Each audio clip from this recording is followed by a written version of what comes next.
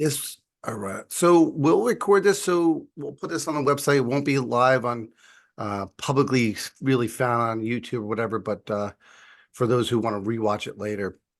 So we want to start off with kind of explaining some things real quick. This class or this call will not talk about origination of notes. We're not going to talk about finding borrowers or how to structure a wrap note. We'll be focusing on how you're going to create that note in ideas of if you ever want to liquidate, sell the note, and utilize note buyers to kind of recash you out. So this is what you'll be learning today.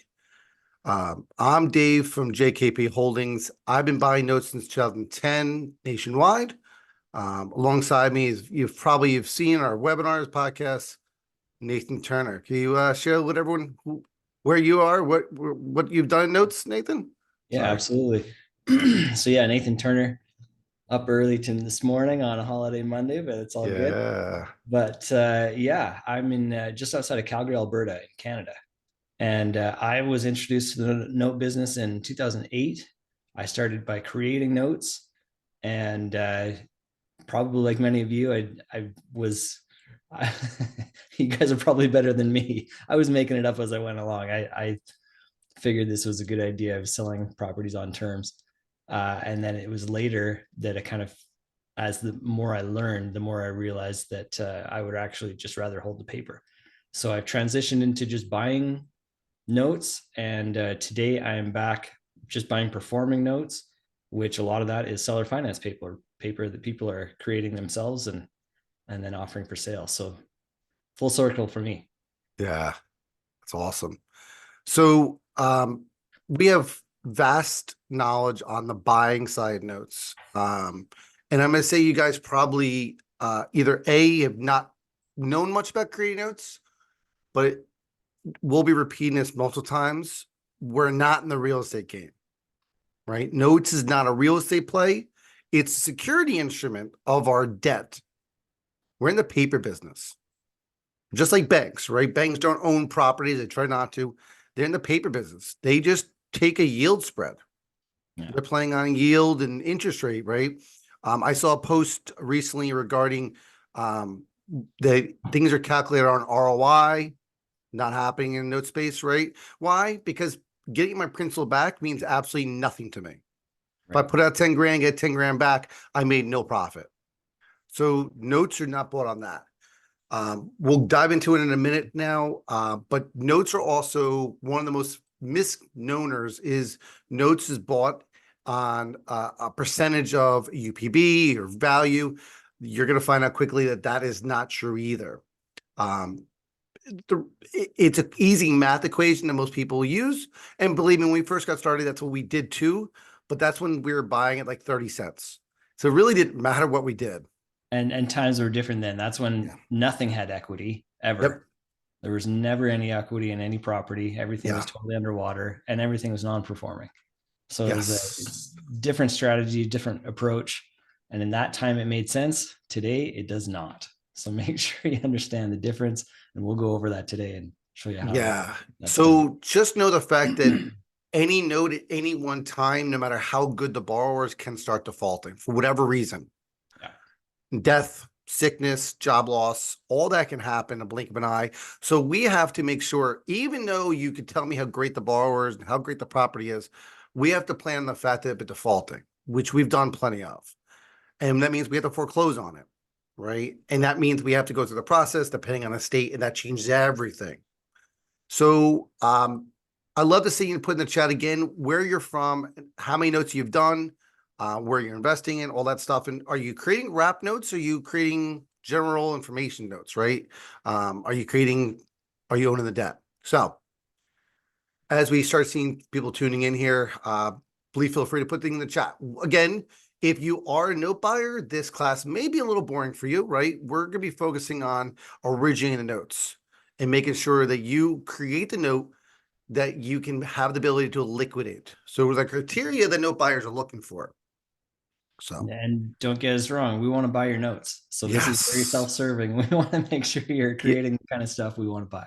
Yeah. And when we say we are not the same company. We basically represent the whole note world community, because note buyers buy based on what we're going to talk about. They may change their return desires. That's the only thing that really changes, right? And some of the parameters will change, but most of them are fixed. So we want to make sure you're really smart on what you're creating to have the mentality that if you ever have to liquidate or you want to, that you can. So Yeah. awesome. So let me, I'm going to go ahead and share my screen again, like we did the last time we did this. And I'm going to share what we got going on here. All right. Hopefully everyone can see that. Ooh, let me bring this up here. All right. So what we have here, again, we'd love to put, okay, Lynn said 2 in California. All right. So let's quickly address California and Georgia. In the state of Georgia and California, there are debt license collections.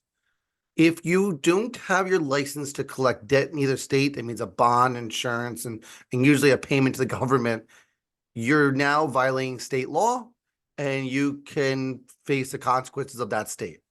So even though you created a note, you probably weren't told that certain states require a debt license to own a debt, even if a third party person is servicing it. Just in the fact of being a debt collector in that state is required. So in Georgia, you must follow the rules. You can't own more than 5. You can, less than 5. You make sure you have some licensing and whatnot. All right. California, since 2016, I believe it is, you have to be there too. So just take a look at that. I think Georgia, I think they were the first ones to put that rule into place about the licensing. And so that kind of created this new environment where you had to get licensed. So some states have followed suit where you need licensing, others have not. Yep. Georgia just and California both happen to be ones where you need. So be very careful, because if you don't, the borrower can use that as a reason why you should not have the debt on them.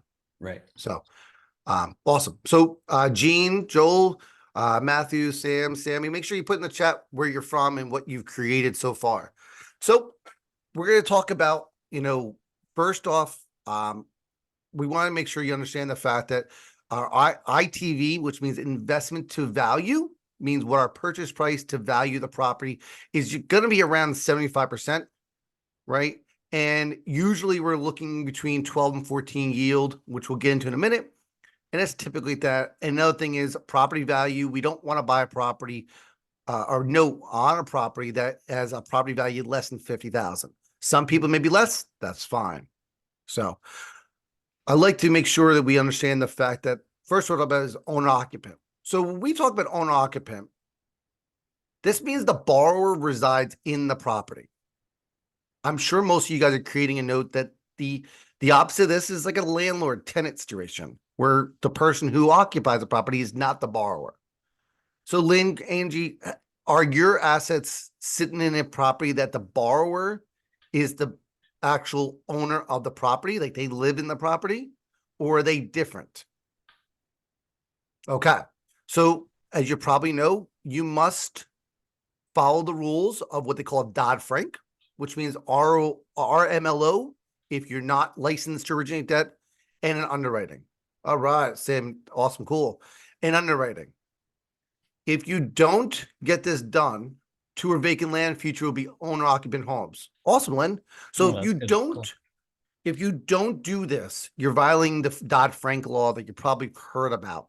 You need to make sure that if the borrower occupies it, that you've done this completion.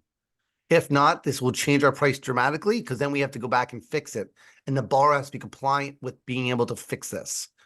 Because if the borrower is not underwritten or RMLO, they can use that as a defense in a foreclosure situation. Right? Now, in those land situations, it's possible, and I don't want to get too much into the weeds here, but if it's if the borrower is a company, any kind of an entity, instead of a natural person, then those laws actually don't apply. And like I say, I don't want to get too much in the weeds, but in the land is what made me think of that. I think there's a good chance that these will be more entities instead of natural people. Anyway. Yeah, absolutely. And we can follow up with the call later if you want to or something. Yeah.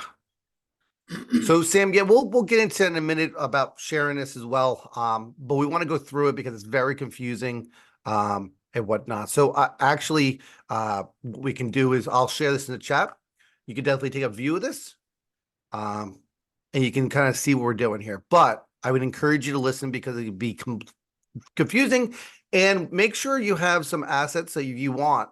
Just make sure you have numbers on your asset. We're actually go through a calculator soon that will show you what our estimated bid price would be, just to kind of guide you through it so you can see this stuff in visual context. Awesome. Okay. If you know anyone else who originated debt and they want to jump on, make sure to share the registration real quick with them, and they can jump on still as well. So when we talk about this, we need to make sure that underwriting's happening. You can use Call the Underwriter or Mark Ross or whatever. And then RMLO, which is a state-specific licensing. If you're doing Texas, Sarah Montes is one. There's multiples, whatnot. Okay. So if this doesn't happen, we have to make sure we fix this. We're happy to share resources on that because, Yes. again, we want you to make sure you're doing it correctly, but that's good. Cool. Awesome. Awesome, Sammy. Next topic is regarding, is this a subject to wrap or just a wrap? What we mean by that is the underlying borrower. Is it you or is it somebody else? Put the chat if you are the person who's under, or are you creating a note that the underlying borrower is not you? Or are you the person on the underlying debt if you're creating a wrap, right? Wraps are very, very big, right? Awesome, Gene, you're doing both. Cool. Okay. The big difference is if you're the underlying borrower or if somebody else is. We're going to share in a minute. I call a third party borrower, meaning there's somebody outside of our interaction that is the borrower on the underlying debt. Okay. This is key. We will not, as note buyers, buy a third party note. When you create a wrap, we will not buy a wrap note where a third party borrower is in play without paying off that first lien. We make the joke that we understand the math doesn't make sense here. But Dave, why are you going to pay off 3% debt, 2.5% debt? That makes no sense. Well, we did a whole webinar. We've done a bunch of these with Jeff Watson, attorney, and he shares the problem with this and how it becomes an issue is if that borrower comes back, we have no relationship with that borrower. You do. We've gone through way too many defaults to know that it gets messy extremely fast in a situation like this. It's just not worth it. So we're gonna just keep that rule. Pay off the underlying first. Right. So this is key. So if you're creating a wrap note, understand the fact we have to pay off that underlying debt if you are not the borrower. If you're the borrower, completely different conversation. Yeah. We already have a connection with you and we know who you are. Right. So if you went out there and you got into yeah, awesome, Angie. So you got there, maybe you went got a hard money loan and you create a note and you wrap that. Wonderful. Or you sold your own home and you wrap your own debt. Great. Right. Wonderful. Then we don't have to pay you off. However, again, to say it a different way, yes, we will buy it, but we're going to make sure that that first lien is paid off. Yes. So just as you're going through your own calculations, make sure that there's room to do that, and you still make some money off of it. And the biggest way of doing it is make sure you have equity, right? Maybe you bought a wrap note that the underlying balance is $100,000 and you sold for $150. You have plenty of equity on the fact that we're going to give $100,000 to go to the first and maybe give you $15,000, depending on the numbers, right? You're going to get $15,000 and you walk away. That's fine. So the next topic is type of security. If you're in Texas, you're doing deed of trust. Certain states are mortgages, depending on the state rules. There's also a thing called land contracts or contract for deeds, lease options, all kinds of different things. If it's a mortgage or deed of trust, that's ideal. Land contract, contract for deed are becoming more scrutinized in different states. And we recently heard that if a borrower has 13% in certain states paid off, it converts to a mortgage, deed of trust, or mortgage in that state, right? So understand the fact that that happens. This changes our price if you create a land contract for deed. For me, Nate's is a little different, right? So each note buyer is a little bit different here, but this is the idea. So understand the fact that most of us prefer the deed of trust. You're going to get more money if you're creating a deed of trust. Yeah. Those are ideal. I got started when I was creating loans. It was in Ohio. It was in Ohio. It's called a land contract. So that's what I was doing. I was creating land contracts. So I'm really comfortable with them. And all the laws surrounding that and everything. And so I'm more comfortable buying those. That being said, my preference would be a mortgage or a deed of trust. But I'm very open to land contracts, contracts for deed, bond for deed, agreement for deed. They're all the same thing. I understand land contract is not raw land Right. as security instrument. This is the security type. This is what attaches the property to the county records to give it to security. Okay. So with that said, please be sure that you're creating more than a one-page document saying that this security instrument. We've seen way too many times a 1.5 page document. I'm going to tell you what, you may say it worked great. The problem is you probably haven't gone through a foreclosure before. Exactly. If you go through foreclosure, you have 1 page, 1.5 page document. There's too many arguments to be had. Terrible, right? Again, if you feel free to have questions, you can either put it into chat, privately send it to me or Nathan, that's fine. Or a public ask, that's fine too. We're going to get to a calculator in a minute. Those things are easy to come by. If you like a standard mortgage note, you can get an attorney to help make that up. An attorney that knows what they're doing, specifically with real estate, but they'll have templates of that. They can whip it up and charge you $1,000. Yeah. So again, this is about the fact that we have a mortgage deed of trust. I can sit there and get immediate payoff, right? Unfortunately, the downfall of a mortgage deed of trust is the long foreclosure process.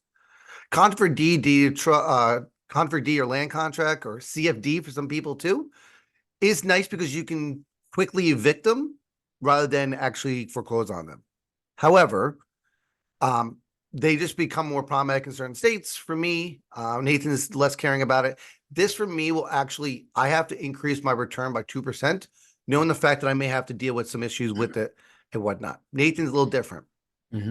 Lease option is very similar to these fashions, right? It's just a rental agreement with lease option to buy. And for me, I have to increase 3%. I'm going to presume most of you guys have never worked with lease options. They're not as common as the other ones as well. Awesome. And same thing for the lease option, for sure, I'll buy those, but yes, I'll buy them at a deeper discount. I'm going to need a better return on that, strictly because I am going to have to go and fix it. I'm going to have to turn it into something else, either a contract for deed or a deed of trust or mortgage, whatever it is. But I'm going to have to go through that process, and that costs time and it costs money. And so I'm going to have to go through that. By companies in California, but the asset owner occupant is in Ohio. The law depends on which state the property resides in. Yeah. Okay. So I'm based out of New Jersey. Nathan's in Canada. It doesn't matter, right? It's where the property lies. Yeah. Right. Because that's where you're to foreclose in. So I put a quick poll up there to see about the underlying debt. See where you're at, guys. Appreciate it. Right. So the next thing we talk about is, so does Ohio require debt license? It does not. No. But understand the fact that it's probably about 18-month foreclosure, depending on the county. And there's other stuff goes on there. But yes, Ohio also has a bond for in certain counties. They file a $10,000 security bond for foreclosure. Again, most of you guys are all focusing on the performing side of it, and you don't know about the default side. I don't think a lot of RAP educators talk about what happens if. And that's something we've dealt with for 10 plus years. And we've seen the horror stories. So absolutely, Len. So yeah, Ohio does not require a debt license. And we actually did a whole debt license video. If you want to check it out, send an email. We'll send you a link for the YouTube video on that. This is a big one. Yeah, Ohio can be good, but Ohio's it's getting trickier over time. They instituted that bond thing, Cuyahoga County, in particular. Like it can get a little bit tricky. So again, make sure you know what you're doing in specific, even counties in Ohio. Yeah, awesome. So again, make sure you get your deal numbers together because we're gonna be going through a calculator soon. Are we buying seconds? Yes. Nathan's not buying as many seconds. But if you're buying a second behind a performing first, yes. If the underlying debt is not owned by you, you're not the borrower. Understand the fact it's gonna be really hard. We're gonna get to that in a minute. But yes, I'll buy a second. We're performing first, but understand we're gonna have to pay off if there's underlying debt. And we'll get to some questions. We're going to actually go through a whole calculator in a few minutes. So note numbers. This is important. Huge, guys, huge. So please make sure you share this with others, right? We're not paying, I don't care what you've heard from gurus. We're not buying a percent of UPB. We did a whole video on this. The percent of UPB stands for unpaid principal balance. I'm not going to buy it 75% of UPB because you're eliminating the other note numbers that are huge. And we're highlighting yellow which ones are the most important. Understand we get this question all the time. Yes. And we're really trying hard to dispel this myth because yes, that's not how it's done. If somebody comes to Dave Ryan and says, what would you pay? Like what percentage of UPB? Yeah. I don't. Yeah. And they don't understand it. We're going to explain it right now why that matters, right? So there's a thing called a financial calculator out there. If you haven't heard of it, feel free to Google it. And I have a calculator in my due diligence portal that you can figure out things. Present value is what you sold the property for, right? Or what the current balance of note is, right? This does not include the down payment. This is what creates the amortization schedule, the first number in that thing. So what is the debt on the property? The payment is your monthly principal and interest only. This does not include tax and insurance. Guess why? We don't get it. It's not our money, right? So no PITI. So if you submit a note to us, we don't care what the TI is. We care what the PI is, principal and interest only. Yeah. Okay. First yellow highlighted, key item, term. If a note is a 5-year note or a 30-year note, this changes the parameter when we get our money back, right? This determines a lot. This is why percent of UPB removes all this, right? So the lower the term, the higher the monthly payment for the borrower. It also means more money in our pocket because we're going to get more money, right? Our key number is 25 years. We know most people are creating 30-year notes. That's fine. And then we have a balloon. Balloon is your future value, meaning that the balloon for most of these things are 7 years, 10 years, or whatever. And it's a payable default. The amortization schedule may be a 30-year with a 7-year balloon, whatever it is. It's not very common in your space, but it is available. The other big one, again. So for the balloon, part of that is, again, going back to Dodd-Frank, if you're doing this to a natural person, you no balloons. That's part of the rules that came in with that law, is no balloons. The only way that you can insert a balloon, if you're doing balloon, is if your borrower is an entity. If it's an entity, Dodd-Frank doesn't apply. Go ahead and put a balloon in if you want to. Typically, and Dave, you can disagree if you want, but typically I prefer no balloons. I actually like that better. Just let it go, the whole amortization, the whole term. For me, it's a lot easier to deal with. So thanks for the idea of the balloon, but don't. Yeah, I don't care so much about the balloon. It doesn't bother me either way, but just keep in mind in this stuff, feel free to talk to your RMLO about this kind of questions as well if you have any curiosity and stuff. Yeah. So again, if you're new to the chat, feel free to put in the chat where you're from and how many notes you've originated. So the next key one, key is your interest rate. This is why percent of UPB means absolutely garbage. If that interest rate's a 2% or the interest rate's a 10%, that note is completely different. That increases your monthly payment. If you have a 3% or the bank's creating 7% notes right now, if you create a 7%, you're now in competition with the bank on a borrower who could not qualify for a bank note. Why? Why are you creating a note at 7%? And your answer may be, well, the borrower can't afford more. Well, they may not be the borrower for you. And find a different borrower. Yeah. It's like trying to compete with Walmart. You're not going to win. So don't try. You shouldn't have to. Premium product. Yeah. You're offering a premium. They can't get a loan at a bank. That's why they're coming to you. So if a bank's offering 7, you're offering 9 or 10 or 11, but you're not going to try to undercut the bank. So, Gene, you mentioned about the balloon. I've heard both sides, and Nathan is said against the balloon thing. Just talk to an Armolo or underwriter about the balloon thing. I've heard 7 years. I've heard non. Depends on who you talk to. We won't play the legal game. Talk to your Armolo or your underwriter for that specific question, right? But understand the interest rate. So when we see a note on Facebook saying we create a note at 8%, we cringe because we know the fact that it doesn't work. 8% notes are just too low. The bank just called for the 7%. You just gave a great product to a borrower who couldn't qualify for Bank of America note at 7.5, and you did it 8%. They could not get a loan at 7.5 because of XYZ reason. You should be charging 9.5, 10, 11, as high as you can go. That makes sense, right? It makes sense for the borrower. So, for example, we want to create a note that's 25 years, 12%, $100,000 balance, our payments $1,053. The same note, a 20-year, 12%, 100,000 is 1101.99 or 09. As you can see, the term changes the monthly payment, so is the interest rate.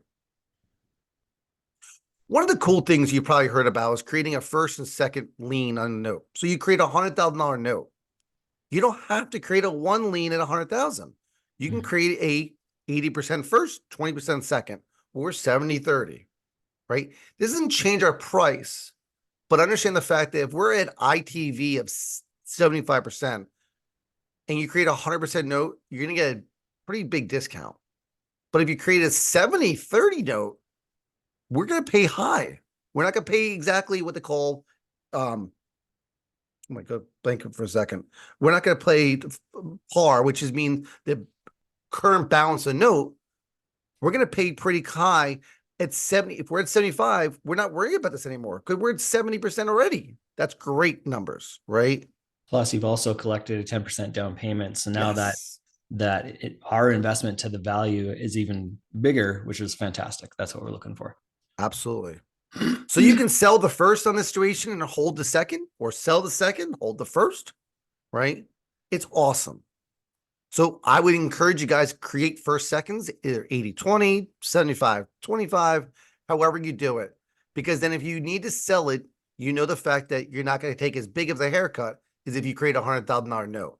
On $100,000, go ahead. I was just going to say, in the first and the second, they can even be at the same interest rate. So it doesn't make a difference to the borrower. They can both be at whatever, 10%. Yep. It just allows you to sell off that first at an acceptable investment to value ratio for us. You get to hang on to the second, which is a little bit of cash flow for you. Why not? Yeah. Why not? You can be cashed out completely. Think of that. You can be cashed out completely. You're holding on to this second that you have no money into. So even if it's $200 a month, that's free $200 a month. Yep. So it's a really good idea. It's a win-win for everybody.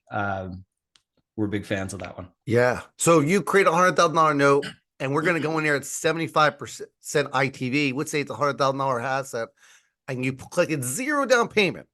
We're going to bid it at 75,000 estimate wise, right? Mm-hmm. Depending on some other factors. On 100%, this is not called hypothecation. I'll explain that in a minute.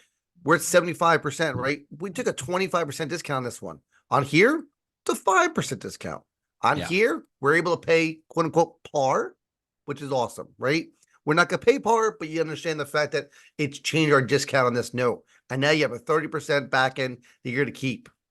So maybe you're into the deal for 65 grand. We give you 70, right? And you collect 5 grand and you get 30% note for life for 30 years. Yeah. It's an idea. Sweet deal. A sweet deal for you. Great deal for us. Yep. It doesn't make a difference to the borrower. Their payment just gets split up, however it gets split up. Yep. If you want to create the second higher interest rate and the borrower qualifies, wonderful. Yep. You can put numbers here. So next big factor. This is a make or break and a discount possible, depending on the scenario. If the property value is under 50,000, we're not insured at all. Gone. We're just not going to do it. You may find some note buyers that'll do that, but generally, that's pretty much an across the board kind of a number there, Yep. pretty much. So my max is usually 300,000. Nathan's 200,000, but we're flexible, right? We kind of give a hard number to make it a buy box, but this affects our foreclosure process. Now you say, well, Dave, things at 12% interest rate, but if the property is a $20,000 note, we can't do anything because we go to foreclose on it. It's all there, right? We can't sell it for 100 grand because it's not worth 100 grand, right? So So it's great property, it's an excellent note, everything looks fantastic, but it's in Georgia and I don't have a debt collector's license in Georgia. I'm probably going to say no, just because I don't want to have to deal with possible litigation and problems that may arise there. So that's probably a pass. Yep, absolutely. So 100,000 plus, great. 50 to 100, better. 150, no interest, right? A $50,000 asset in a $1 million property has the same foreclosure costs, servicing, and everything else. Yeah. So our location is a make or break. It doesn't change discount, right? The annual yield doesn't change our price, right? Our population, huge. If the property population of the city is below 15, 20,000 people, right? We're not interested unless it's outside of a huge county of 100,000 people plus, then we're okay. If your Yeah, city has more, it's rural, we don't want to touch it. right. If it's like within half an hour driving distance of a major, metropolitan city where they're just commuting in and out of whatever that city is, and it's a half-hour drive, something like that. Yeah, probably. But again, I'm not going to say yes 100% that's a go. It's a case-by-case basis. So ideally, yeah, going to towns that have at least 20,000 people in there. And we'll explain the reasoning behind that. 20,000 people, again, we're always kind of looking towards the worst case scenario. I end up with that property at some point through foreclosure or whatever. Now I've got this property and it's in a town of 5,000 people. That's really hard for me to resell, whether I'm just selling it outright or even on terms and creating a new note. With only 5,000 people, that pool of buyers is much smaller. Yeah. 20,000 people or more, it's a fairly healthy real estate market. And in case I need to take back a property, I can do something with it at that point. So we talk about here debt licenses, Illinois, Kentucky, Kansas, Georgia, Oregon, Washington, California, PA. There's others, but we just kind of named a few of them that if you're creating a debt in these states, you make sure you go get your debt license, right? We try to also avoid, not that we avoid completely, it plays with the price, right? Long foreclosure states, right? We won't go into detail, but like Connecticut, you have to have your original lender. All the lenders are online to foreclose on it. So these kind of states cause us to have issues, and we have to discount it dramatically because of this, right? It's not just the note numbers now. Now we have to deal with location of what state it's in based on foreclosure, right? Ohio, I'm going to price differently than Texas because Ohio may be 18 months of foreclose, where Texas is 30, about 3 months. Right? So like Dave, you're in Jersey. Yep. How do you feel about Jersey notes? Don't like it because it's a long foreclosure state, right? Exactly. I can buy it, but understand my discounts can be greater. This is why we hear on Facebook, well, here's the numbers. There are other factors that come into play because it's just not just the note numbers that matters, right? So now we're on down payment. Sorry, Matthew. Yes, hypothecation. There's a partials and hypothecations. We'd rather buy a partial. Nathan doesn't do it as much because of his fund.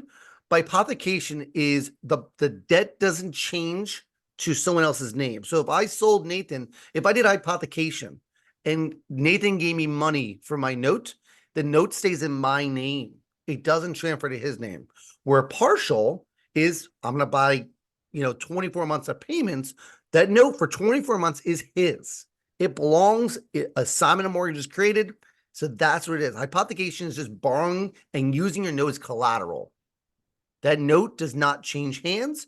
There's basically an assignment of collateral created, and that note sits there in the original seller's hands, and this is used as collateral for money. So we'd rather do like partials than hypothecations and whatnot. Cool, great question. Next, we talk about down payment. make sure the borrower has 10% minimum in the game. We don't want to see notes where 3%, 4%, 5% down, because that borrower has more chance of defaulting. Right. Hopefully it And makes again, sense. we're not trying to compete with Yep. programs out there that allow them to do that. Actually, Tave, I was just talking to a mortgage broker last week, and he's saying there's a new thing out there where people can put 1% down. I just go, oh my gosh, this is 2006 all over again. Here we go. Yep. But We want to make sure that that debt is it's a make or break for us, right? Yeah. Oh, I got my borrower to put down 3%. Well, more likely they're probably a default because they don't have the ability to make payment or save enough money up or whatnot. And we're not in the game of foreclosing unless we have to. and they're not as invested, like literally and figuratively. They don't feel as invested in that property because they're not as invested in that property. Mhm. Absolutely. So seasoning is another thing, right? So depending on the note buyer, this is in general knowledge that seasoning means how many payments have you received as a note owner is how many seasoning. So if you brand new note and you sold it as soon as you signed off on it, it didn't collect one payment, it's not seasoned. Some people like Nathan will buy that, right? I won't. We've argued about this. I can't get over it, right? But if you get 2, 3, 4, 5 payments, it can, for some buyers, it decrease what they're a buyer for, right? For me, if you have less than 3%, 3 months of payments, I have to increase my yield up 2% to deal with default. And for me, Some I'll people say buy no. it. I'll buy it fresh cut. Like I'll do a table fund right away. If somebody like Sarah Montez, Yeah. who just got on the call, if she That's did the RMLO process through that, I'm far more comfortable. If not, I would need to see some seasoning. I love that. And again, I'm gonna have to fix it anyway. Yeah. So I will buy fresh cut if it's gone through an RMLO. Yep. Hopefully it makes sense, guys. We'll definitely take questions in a minute and we're going to get to the calculator, but we're going through a lot. I know this seems like a lot of information, but I'm telling you, our years of experience taught us all this stuff, right? So Sometimes the hard way. yes, yes, absolutely. So table funding just means the fact that you can buy it as soon as the note's created. I look for 3 months. Nathan doesn't. This is a make or break. Next one, type of property. What is the security that if you foreclose, what do I get in the foreclosure file? Right? Is it land? Is it a mobile home? Is it residential, commercial? Right? Raw land, Nathan and I are not interested in raw land. There are buyers out there for it. We've done webinars. We can't get over it. So if you are creating notes on raw land, believe me, we know buyers who'll buy them. It's just something we personally won't buy. Right? We are also not mobile home buyer notes. No. Right. The value goes down on them. They're not like a typical property. They're actually like a car loan versus a actual property. And I've done mobile home notes twice. Once I lost a little bit. Once I made money on it, but it was iffy there for a minute. And so just as a general rule, I've decided, no, I'm not going to do no mobile home notes. I just don't know the product well enough. Yeah. So when we look at this stuff matters, right? So residential, which is usually 4 or less, yes. Right. We prefer single families, but we'll do a duplex, quads, stuff like that. Yes, absolutely, all day long, right? Right. Commercial can be seen as, a mixed use building, stuff like that. But yes, we'll be interested in commercial to a point. But this is our bread and butter, that residential. And Okay. Dave, you're more commercial than I am. I would look at it, but it's more likely than not, I would pass it off to you. Yep. Right. And it's the preference of the note buyer. Right. Yeah. So LTV or CLTV, this makes or breaks our deal. Right. We know in fact we buy LTV stands for loan to value. CLTV is very similar. It's made for seconds, whereas collective loan to balance, meaning that if you have a second that's 20,000 and there's a first at 80,000 and the property worth $100,000, that CLTV is actually 100%. Right? That's what it means. Yeah. So, sorry. So then when we look at the fact that the LTV refers to the first lien, second, or CLTV is the second, right? and whatnot. If we're going to buy a second, as you mentioned, Gene, before, is we want to know the fact that the first is performing or not, and what the balance of that first is. So we can calculate what the CLTV is. Okay. Typically we want to buy a second that's has a performing first and performing second. It's much more attractive. Ideally, I would be buying both. I would rather Yes. own the second and the first. I'm just, yeah, not super comfortable with just a second myself. Yep. Our next topic is monthly payments, right? A monthly pay. If a borrower's, so when you guys are creating, I'm sure Sarah will agree to this, you can allow the borrower to pay servicing fees, which is awesome for you guys. Doing that, you will get a higher price from us note buyers. 1000%. If the borrower is paying servicing fee, this doesn't change our situation. We will buy that. We'll actually buy it for typically a higher thing because we don't have to worry about it coming out of our monthly payment, right? If it's $300 a month and we have a $20 a month servicing fee, then it changed everything, right? Because now we only get $280 a month.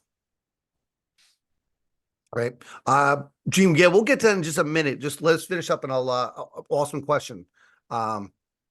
It depends on some more factors there, Gene, like who's the underlying debt holder and stuff. So Yeah. if the lender's paying servicing fee, the monthly payment has to be above 300.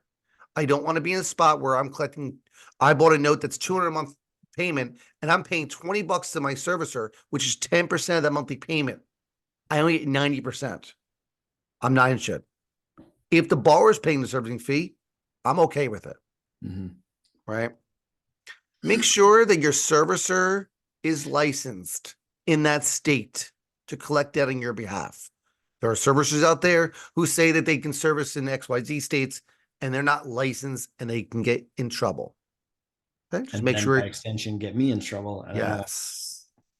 You can look them up here and see if they're licensed in the state you're using them in.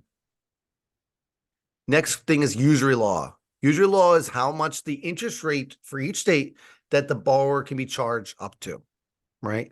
If you are trying to charge 18% to an owner occupant, you're violating Dodd-Frank, right? You can't be charging above usury law and whatnot. If you have questions about this, you can ask Sarah or ask your local RMLO about more about this information, okay? And you We can have a- Google that. You can find out Yep. usury. Each state is different. So you're going to have to Yes. figure it out per state. Yep, absolutely. So a quick summary before we get to questions and get to our calculator. So make sure you have your loan numbers, details ready. We're going to be diving into that in just a second. Awesome. So key points is we're never buying on a percentage of UPB or BPO. We're always buying on IRR yield. Have the borrower pay servicing fees. Okay, that is a huge thing. Higher the interest rate, the higher the price you're going to get from us. Yeah. The lower the term, the higher price you're going to get from us. Again, right? Property value should be over 50,000. Be careful. Debt licenses. Make sure your document is more than one page. If the owner is occupying the property, make sure you have underwriting done and RMLO.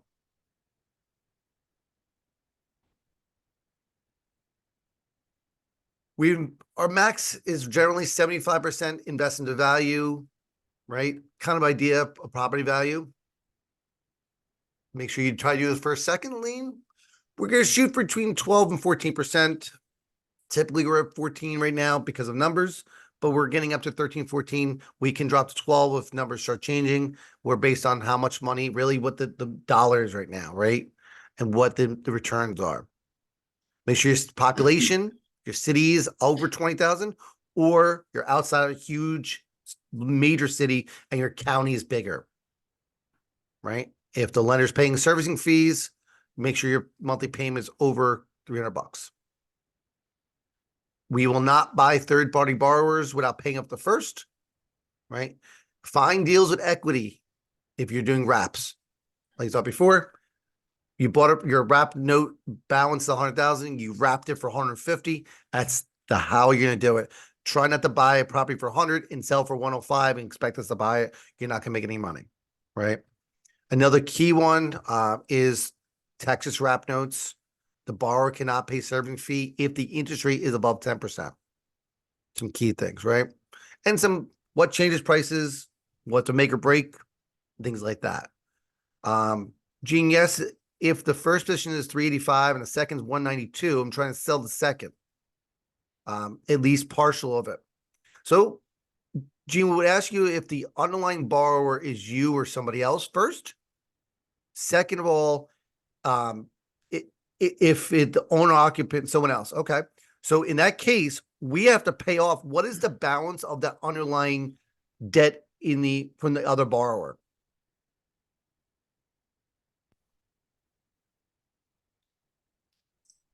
What is the debt of so mortgage balance is 385.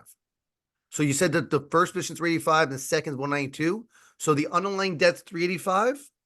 The first position of your wrap note, which makes sure we understand this. Well, you can come off mute too. So we explain this for a second. Real quick on Angie's question. That's a This great probably is question. much easier. Yeah, go ahead. So So- is the underlying debt, what's the balance of underlying debt?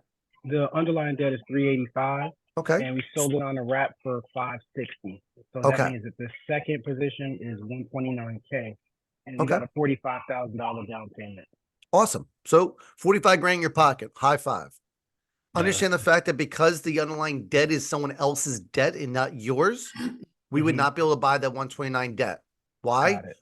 We would have to pay off that 385 first. Yeah. Makes total sense. I understand. Right. We could send you a video from Jeff Watson, who's an attorney, and talks about the dangers of buying someone else's debt. Because I don't have a POA with that borrower. I have no control over what they're doing, and it's too complicated. The borrower will come back and say, "What's going on here?" So we would have to pay off that underlying debt to make it Right. happen. We hear other people talk about you can sell notes to borrow wrap. Yes, you can, but note buyers are not going to be interested in stuff like that when we can't pay up that underlying debt unless it's If yours. it was the other way around and the first position was 129 and the second that I created was 385, you'd be able to buy that, correct? Well, understand the fact we still, because the underlying debt is somebody else's, we have to pay that Got off. it. Got it. Okay. And we're going to go through a calculation in a minute. Okay. We have to pay off that underlying debt no matter what it is, if it's not yours, because we want to get Okay. rid of that borrower that's not you. We want to get rid of him because we don't want to be in a spot where now we're in a position where we own the debt, but then someone else is subject to, and they don't know who we are. So if we reach out to them, they don't know who we are. We didn't make an agreement with them. You did. Makes That makes total sense? sense. Awesome. Makes total sense. Cool. So Um, Angie's question there. Yeah. Prepayment penalty. Here's the cool thing with the note buyer. I would do the total opposite. We'd give you a prepayment incentive. Yeah. If you pay off the debt in anytime, we can work in some kind of incentive to get you to do that. Reason being is the sooner we get paid off, the higher our return goes. So for sure, no prepayment penalty. If anything, I would say do some kind of an incentive. Yes. However, if that person is a borrower who occupies a property, you cannot do a prepayment penalty. Right. Right.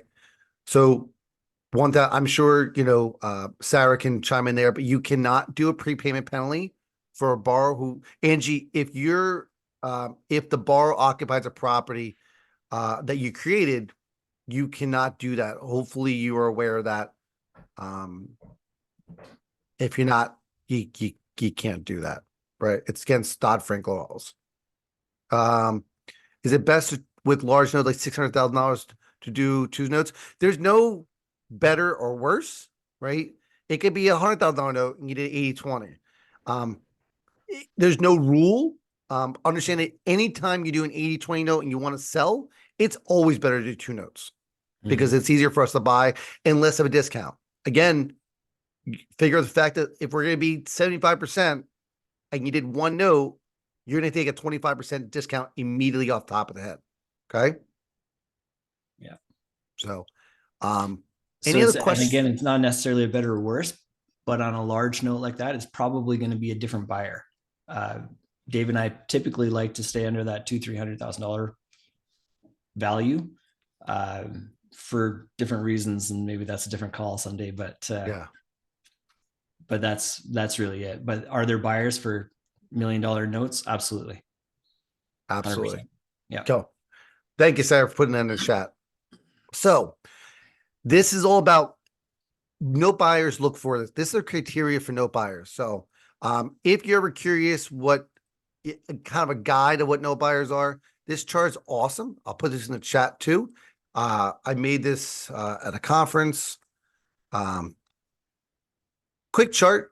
I'm going to scroll the bottom here. This is based on $100,000 first, $100,000 note with 360 months. Okay. When we do that, and you create a 5% note and say we're looking for 12%, expect the fact we're going to be at least first price of 52%, meaning $52,000 on a $100,000 note. If you create that same note at 10%, we're now at 85%. This is why the interest rate's huge.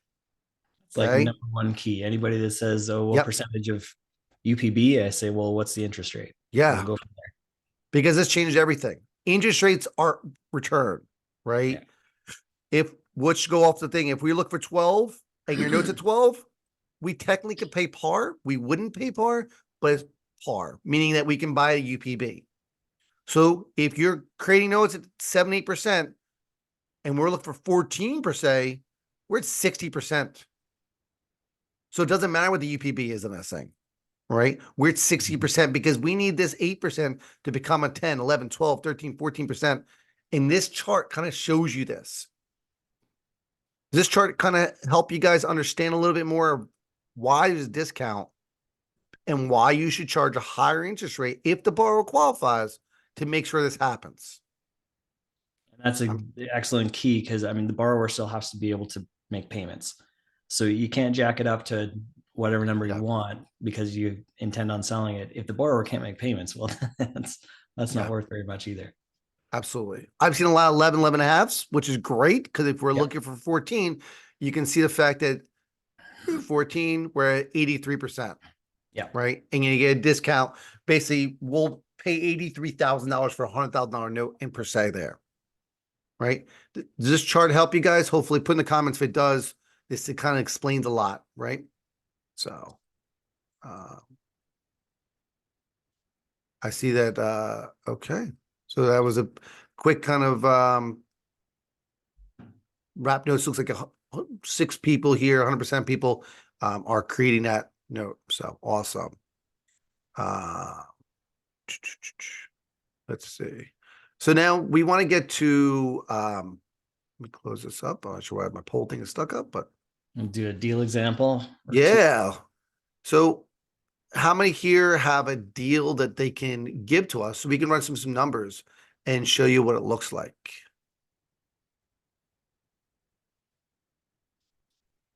Anybody got a note there?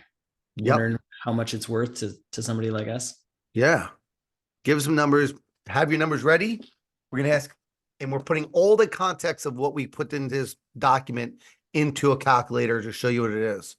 Feel free to put your hand up or whatever. We're going to run through some deal numbers. This is where you guys will learn the most. Right. So Gene, would you like to kind of go to example and see what you would get for the first on that note, just out of curiosity, on the fact that if you created a first at 100% of the balance, we're going to have a hard time buying it. Right. But let's go through it anyway.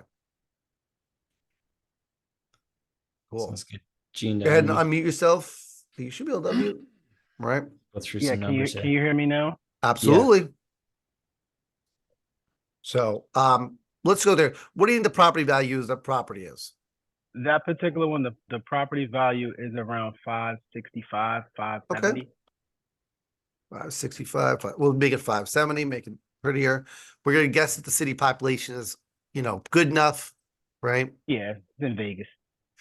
Okay, and good. And then what do you think what do you sell it for? 560. 560. Okay. And what'd you take for a down payment? 45,000. Awesome. So right now are you putting numbers in? I can't see the changes. Yeah. Yep. Oh, I see it. Okay, I see it. Right. So right now we're less than 10%. A little shy on that, but that's right. We're close. Right. Right. Is the borrower occupying it? Yes. Right. Yeah. Did you run through an RMLO? Yes. Right. Is it a wrap note? Yes. Yes. Right. Is it underlying debt a third party person or us? It's a third party person. We have to pay up that. What is the balance of the first? That one was 385. Okay. We have to pay off the 385 first off, right? We're Mhm. presuming it's a deed, is it a deed of trust? It was a contract for deed. Okay. So Nathan's more attracted to contract for deeds, but that's okay, right? CFD in Nevada. Interesting. Okay. Yeah, I don't think I ever I mean, saw land that either. contract, land contract. I'm sorry, land contract. Same idea. Same Yep, thing. Yeah. yep. It's either land contract CFD or a mortgage deed of trust. It's one of the two, right? Mhm. Yeah. Who's paying the Okay. servicing fees? The borrower. Oh, high Nice. five. We're gonna say the first monthly payment is this date. When was it? When did you create it? We sold it in October. I mean, we bought it Okay. in October, created it in December. Okay. So the first payment was 2020. Oh, December? Yes. Okay. Yeah. So Rigo balance is 515. Yep. Monthly payment is 3629.21. That's PI. We're not care about tax insurance. Was Sounds it about right. 360 months? No, we did it for 15 years. So 180. 180. And then what was your interest rate? We gave them a 6%. I know that was Okay. too low. That was way low. Jeez. Oh, man. I know that was way low. I know that was way low. Lesson Definitely know that. learned, right? So Yeah. that look at the chart, right? So yeah, Matthew, we'll definitely run through it in a minute. So then the next payment due, I presume they're current. Yeah, they're current. The next Okay. payment is due in March. Okay. And what's the balance of that? It's probably around 113,000. Yeah, well, no. So basically what we did was 560. 560 was the Yep. total purchase price. So And then we 515 got was the original balance. Yeah, 515 the original balance. That's right. You already accounted for the Yep. down payment. I see it. Yep. That 'Cause- sounds about right. All right. Yeah. And then what do you think the balance of the note is currently? Based on that, right now it's still like 128, 125. It's not a lot.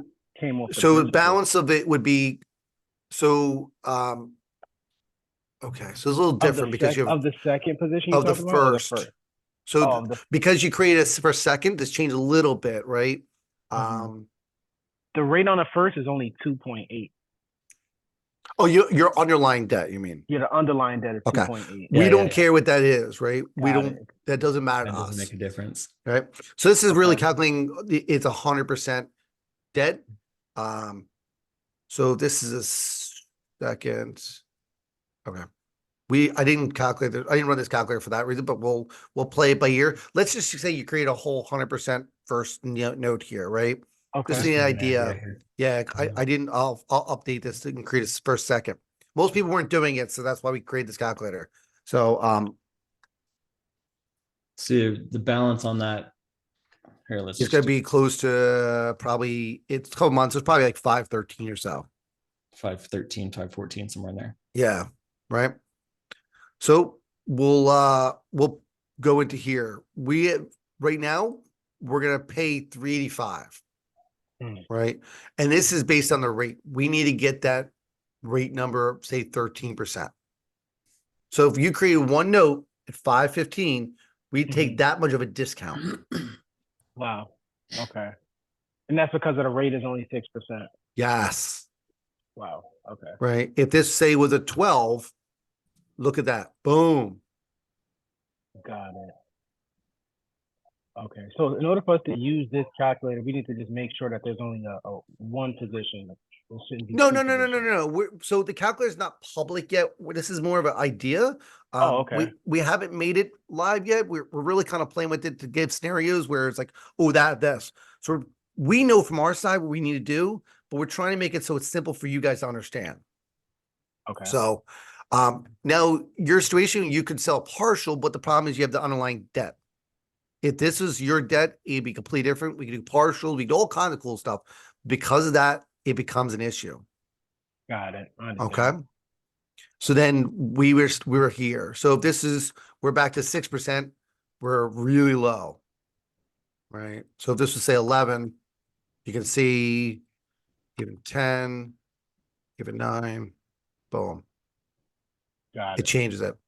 So that's what sense. really matters where it comes into this. Right. No, makes sense. I have another one, but I'll let somebody else go. I'll let somebody Yeah, else go. we'll go back to it. Absolutely, man. Let's see. Sarah, do you want to plug in some numbers here? Yes, if y'all could do it for me, that'd be great. Absolutely. Let's do it. What's the property value? 350. Okay. We'll presume that's all good here. What you sell for? I think like 280-ish. Okay. I think I put on there 85% LTV. I didn't do the math, but Okay. And what was down That- payment? I think they put I didn't do the math. This one's an old one, so I don't really remember, and I don't have it Okay. in front of me, but let me see. How much did I say 20 I sold it for? 340? Sold price 280, Um, property value 350. yeah, you know what? I'm sorry. It was I sold it for 305 because that yeah, 305. Okay. And then they put It's a $40,000 they put balance. 15% down. Yeah. Okay. So And so what was my loan amount there? Because that's what I don't know. Let me see. 305. So it's, so 305 is what you sold for. Your starting balance is 240. So they put 65,000 down. Gotcha. Okay. I'm That's not a big yeah, number. I'm so sorry. I'm not in front of it. That's real quick, okay. So. No, that's I all right. presume That's it's good. borrow occupied, Armalo. Okay. Yes. And then who's the underlying debt holder? A third party, Okay. private money. So we're gonna have to pay off this debt. How much is the underlying debt of that underlying debt? That is about, I think, 190. Okay. Okay. Because Good obviously I'm numbers. paying that one down with it, right? Yep. So Is it presuming deed of trust because in Texas? yes. And this you create one note. So balance 240. How much term? 360? Yes. Okay. And what was the interest rate? 11%. High five. When was it start? When was it first payment due? I'm gonna say January or February of 2023. So we're about Okay. 13 months in. Awesome. And the next due date, I'm gonna say it's For up there. 3-1. Why is it? When did you say the Uh, balance was on that? Do you know what the It's current around balance 240. is? I'm gonna say 240-ish because I mean that does not change the first year, so not very much. Yeah. Wonder why it's doing that. P29. Wonder why it's doing that. Not sure. I'll figure that later, but all right. So let's just say that it's probably a little bit more than that. Here, I I'm got gonna- it here. So we're 13 months in. So we're at 360 minus 13. 238, 824. Need to choose them. Here we go. No, so it doesn't like you putting the same number as So the- your balance of the note is different from this, right? So we'll say 283 just for kind of round Sure. numbers. So we'll Sure. look at the fact that we have 14 months seasoning. It's high five. It's good. 339 left. We're at a great number here. Security type's good. Who's paying the servicing fee? Borrower? Yes. Awesome. So quick number, you're gonna make 15 grand on this deal. We would approximately bid around 205, right? Mhm. Idea, right? So we're looking at the fact that the balance is 238. We're gonna bid around 205 for this note, right? And that's due to the fact that we're looking for about 13% yield right now. And then that'll pay off that underlying first as well. So that's perfect. Yes. So we pay What off is that it? 190. Where does it show the 205 right there? Okay. I had to scroll. Yep, Okay. that's okay. Yeah. Okay, very good. So that makes sense to you? Yes. Okay. That's a kind of a rough number, right? This is us trying to figure out how to make best for you guys to understand. This number here is what we pay for. You get 15 grand in your pocket. You go walk away and it's solid. Go do another deal. Mhm. Yep. All right. Cool Good. deal. Awesome. Matthew had a question. I have a single family home with worth 130 as is, consider selling it for 145 with 10% down with some seasoning, Armalo and borrower paid service. How much can I sell the note for? Matthew, you can come off mute and let's run some numbers here. Yeah, it looks interesting on the surface here. Let's check it What's the out. property value? You said 130? Approximately 130, yes. Okay, well, say the it's in a good city, right? Because it's not the San Antonio, yes. Oh, sweet. All right. So 145. And then you said you're gonna put 10% down. So let's do 14.5. Borrows to occupy the property. Yes. Cool. Make sure you do RMLO. And then you have, I presume it's a wrap note. Yes. Private money. Okay. And then, so private money, Right. which means you're the borrower then, right? Correct.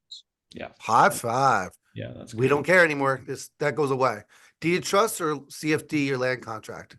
Deed of trust. Awesome. We have a first note. Where's this one Uh, located, by the way? San Antonio. Yeah, that's right. That's right. Excellent. Who's paying servicing fees? Borrower. Oh, this is getting exciting for us. What's the first month payment? When's your first month payment due?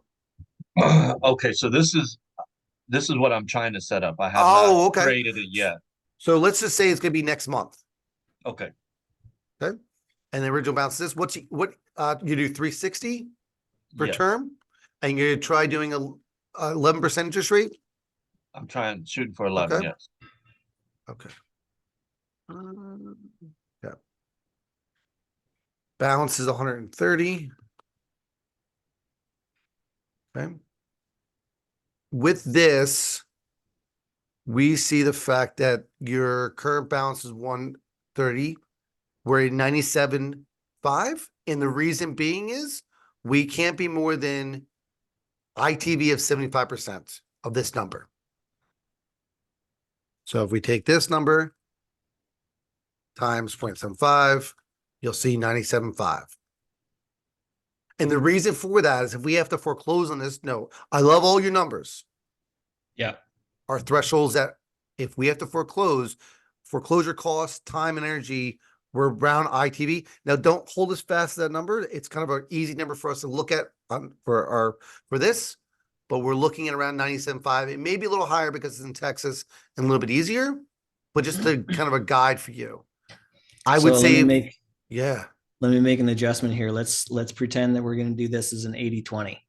So 80%, the first is going to be 104. Yes.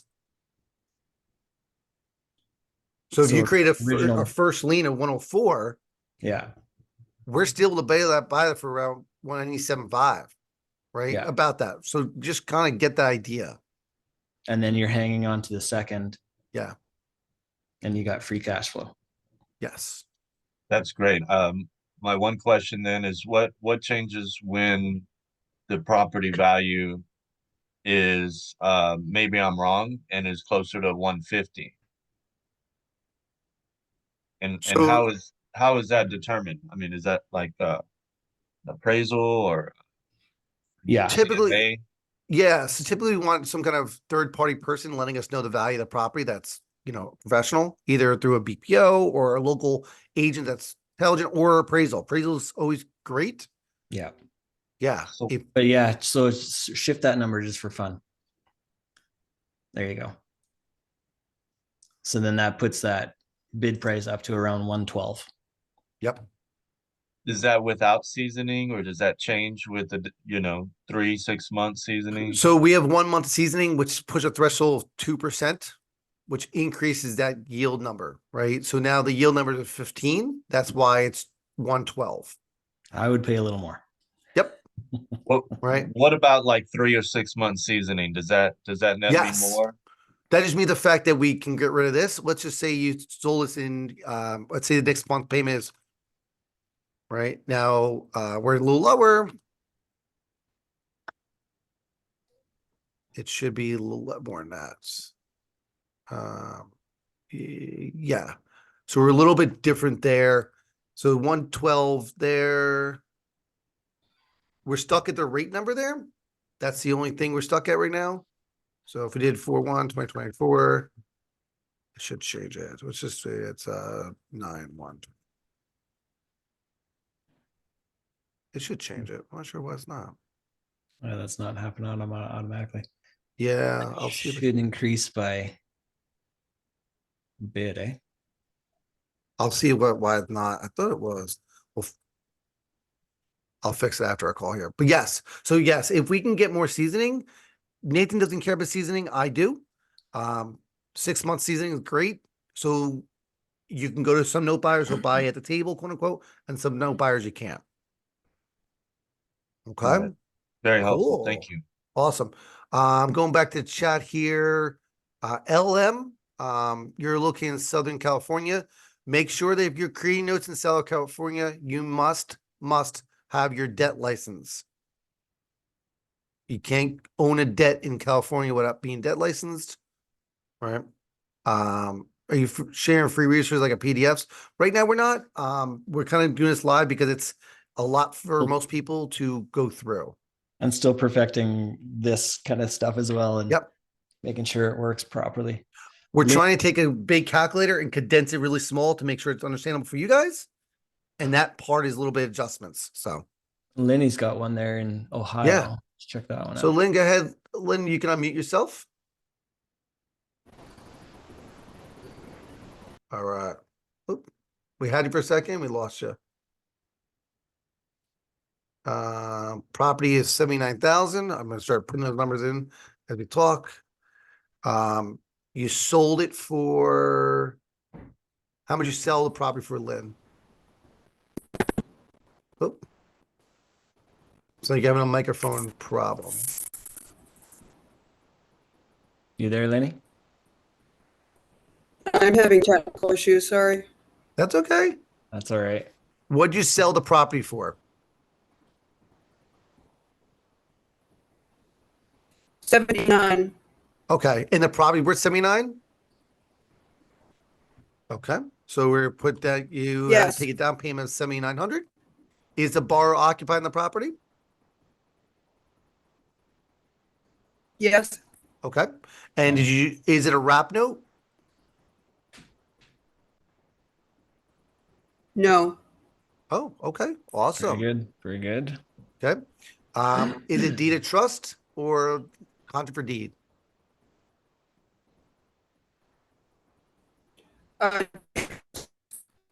If you want to put in the chat, if it's easier for you.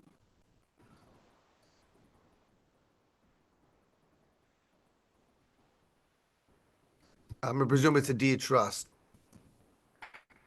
Mortgage in Ohio.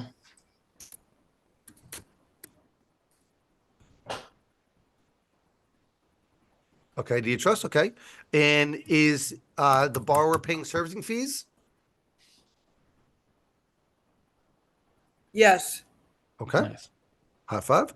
When was the first date of, is this note already created? No. Okay. So we're gonna say it was next month. So you're creating it, the first payment's next month, the balance is 71,000. What's the term on it? You do with 360? Okay, Yes. and what would the interest rate be? You said 11%? 11. Awesome. And we're gonna say that the next 11. payment, so the next payment is gonna be due the next month. We're at 71. Right? So we're in a spot where we have only one issue, really the interest rate, right?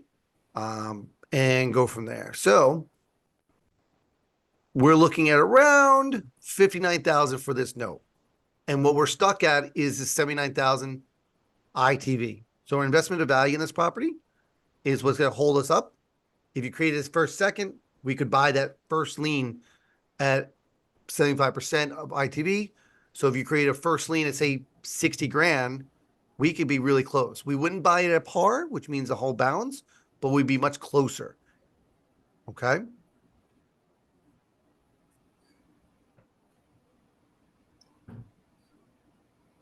Awesome.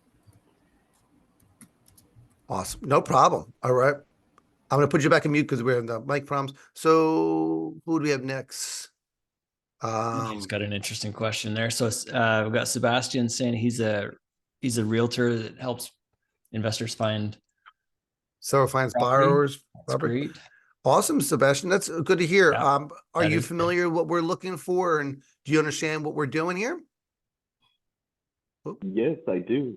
I actually Awesome. wanted to ask about the 80/20 notes.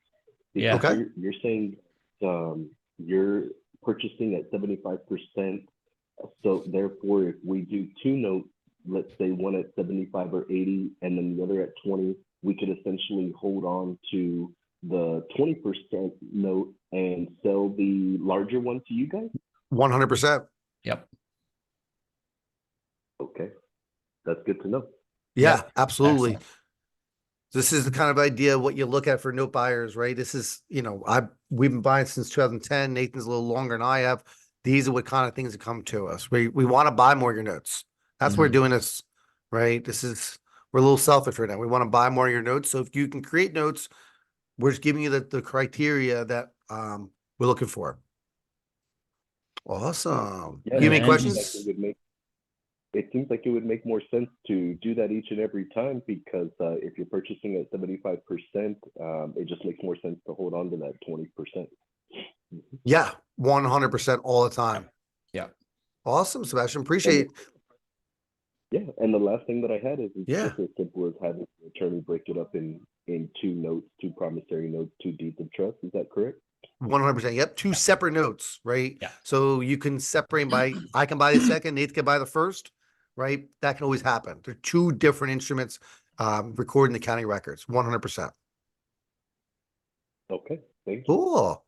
Angie, you have a question. How does interest only payments for the first 12 months affect note buying? If you're doing interest only, from my knowledge, you cannot do that with an owner occupant. That's my So- understanding as well. Right. I'm sure Sarah can chime in here. Nope.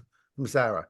So you cannot do interest only payments for if it's an investor loan, like a tenant landlord restoration, you can do interest only. You can do anything you want really when it's an investor only property. I Right. like the creativity. Angie's thinking. That's good. Yeah. Yeah. Yep. Any other questions, Angie, regarding that? Nope. Okay. Does anyone have any Awesome. other deals we can go through? We're doing the deal examples so you guys get an idea in your head on what all those things we talked about in this whole big thing, how it affects everything. Right? That borrower is paying the servicing fees, we don't have to worry about anything. If the lender is, we got to make sure this payment is okay. Yeah. Those are the things that matters. Right? We got to make sure that we're getting our yield. Again, we're based on yield, which is based on these numbers here. How can we get par for a note example we ran through a moment ago? I tell you why we don't buy a par, right? Let's say we buy a par asset. We'll use as one example here, 79 grand. We buy a par, next month the borrower pays off. How much money did I make? We can't make any money. We need Right. to put at least a little bit of a discount in there in case of we're the worst case scenario people. We're always Yes. looking at Let's say you create a What note if of this, what if that? 14% interest rate, right? And the borrower is paying servicing fee. It's a golden situation. We still can't buy a par because if I bought a 14% interest rate note, I'm making 14% of my money, which is wonderful.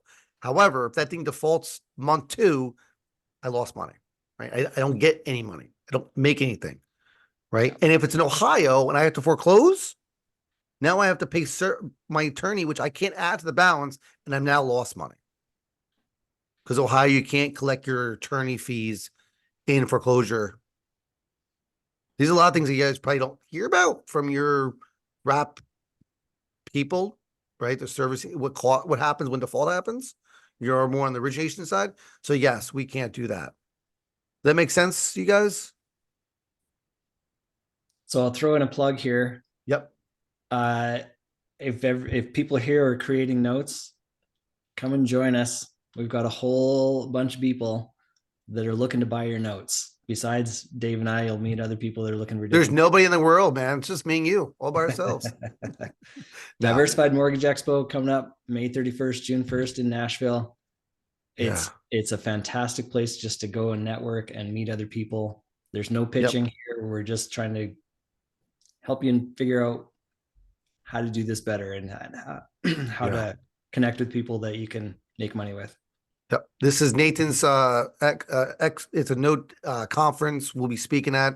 I'll be down there. I'll be a attendee, helping Nathan kind of run it, and then whatnot. And then we also run many webinars.